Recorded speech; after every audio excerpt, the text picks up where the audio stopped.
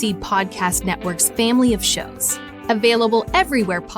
Hello, everyone, and welcome back into the GSMC Fantasy Sports Podcast, brought to you, as always, by the GSMC Sports Network. And for our fourth segment of the day, much like we did in the world of college football, we transition to the NFL and talking about the biggest games with the biggest fantasy implications in that league. Now, some of these games have lost a little bit of their excitability factor. For example, the first game that I'm going to talk about is going to be a huge absence for one of those teams. But all four of them still have interesting fantasy implications with huge underlying themes to them. Maybe not themes that you can see outright, but ones that can come about in different ways for both teams involved. Without further ado, let's talk about them. Starting off with the game that was most affected by certain circumstances.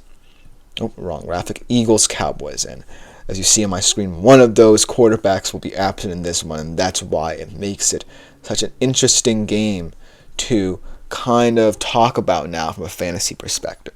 Because both of these teams are in a situation where you feel like their situations are headed in drastically different directions. The Eagles right now have a ton of momentum, a ton of confidence. Saquon playing some of the best football of his career. Jalen Hurts being much more efficient and careful with the football. Guys like Devontae Smith stepping up. A.J. Brown still a factor. Dallas Goedert sneakily being one of the most effective tight ends in the league over the past couple of weeks. And on the Cowboys side of things, a very bleak situation, even without Dak Prescott now. Cooper Rush taking the reins of the offense in Dak Prescott's absence, and also inheriting a squad that could be without CeeDee Lamb for a little bit of time. But the reason there could be silver lining for the Cowboys that I've talked about often, as I talk about both the Cowboys and this game, is because of the Dak and CeeDee injuries. Do the Cowboys now feel like, and I hate saying it in this way, a quote-unquote burden's been lifted off their shoulders? Because there did seem to be a disconnect between Dak and CeeDee and the organization, for that matter, and the rest of the team. And it led to struggles on the field. And so, not saying that Cooper Rush is an ideal situation right now, but he's in a situation where he could be allowed to play more freely. Say CeeDee Lamb also misses a considerable amount of time, albeit with an injury that should be healed. But let's hypothetically put it in that way. Let's say both of these players are out for a certain period of time for the Cowboys. You're looking at a team that's limited to, say, Jalen Tolbert, Ferguson, Dowdle, Elliott, Lepke, what have you. But a team, most importantly, that doesn't feel like it has to have stars within it. And, it is kind of a weird, kind of karmic thing to have happen this season. Both Dak and CeeDee go down in that manner. Your banner contract players. But it is one of those situations where you have to find a way to compensate for it. And I feel like Cooper Rush can do that. Maybe not as effectively as you would hope if you're a Cowboys fan, but let's be reasonable here. Your season has no hope left. But against the Eagles, in a situation where all bets are off, just go for it, is what I say for the Cowboys. And from a fantasy perspective, there are not many exciting players, but they could reveal themselves in this period. For the Eagles, it's chalk, basically. Saquon will always start for you. Jalen Hurts will always be in consideration as one of those high-tier QBs, maybe a little bit of a drop into the middle tier of Tier 1 or potentially to the top tier of Tier 2 altogether, but still an exciting team with a lot of exciting fantasy prospects for you to choose from. And it should be an interesting game with a lot of differing storylines, despite the fact that Dak will not be playing in it. Then the second game that I want to talk about is the Lions-Texans. It still is a very important game to talk about from a fantasy perspective, despite the fact that it seems that the Texans are outnumbered in this game.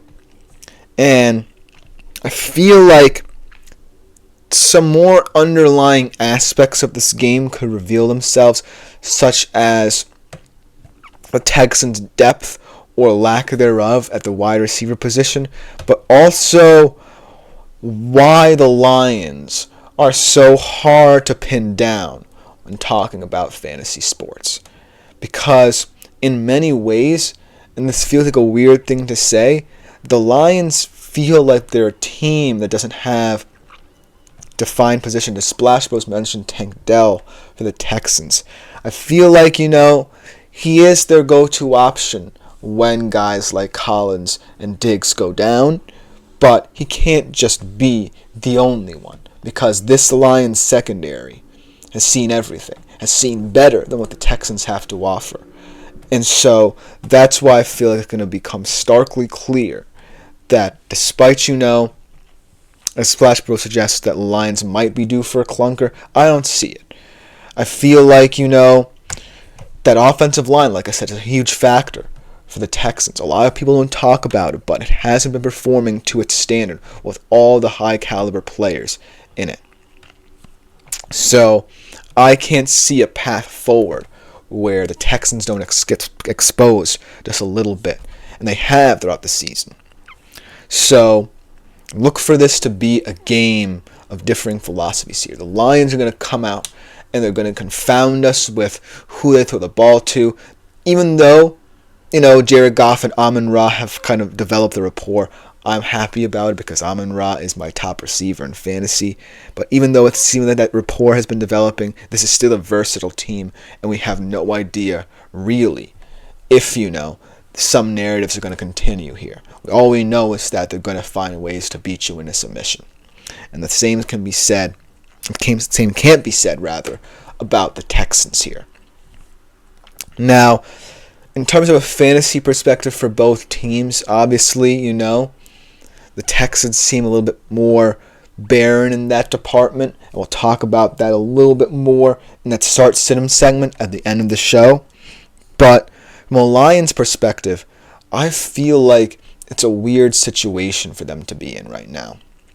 And so I feel like even though they're the more intriguing team and more appealing team for that matter from a fantasy perspective, the reason why I can't necessarily be confident in saying certain players will have big days in terms of fantasy is because of that versatility. And it could be a good thing on the field, but it's a very confounding thing to navigate when you're talking about fantasy here. As Slash Bros also asked me how high I am on Stroud, I don't really know, because I know that Stroud's a talented QB, and when he's on his game, he's top 10 in the NFL at the least.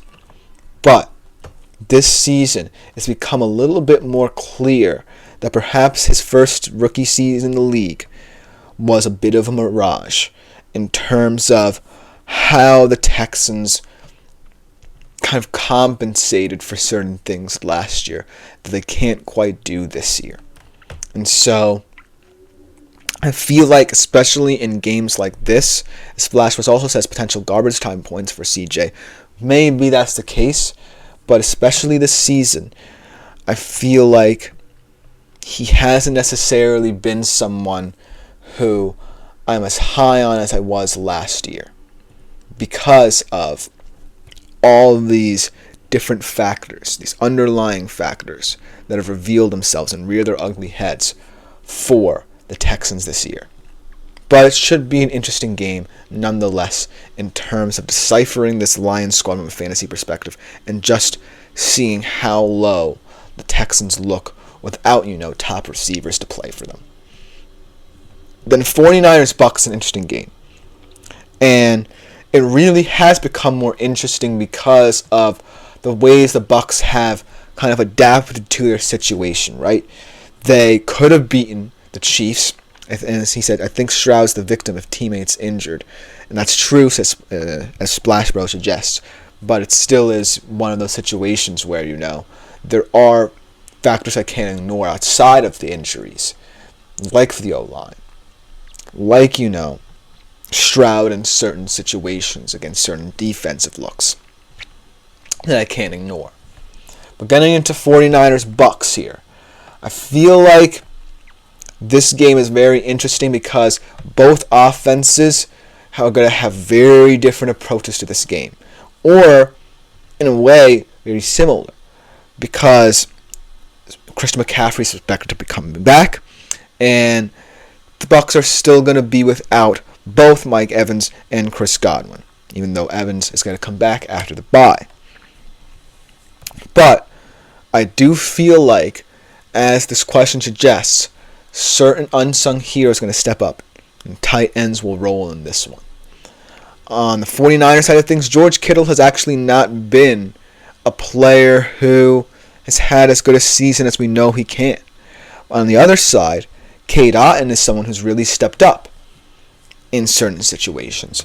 And so, if this game is going to come down to, which of these two guys is going to be effective, that's an intriguing storyline. A storyline that is so unusual and unique if you think about it from a fantasy perspective. Because this is a game where tight ends will be at the forefront.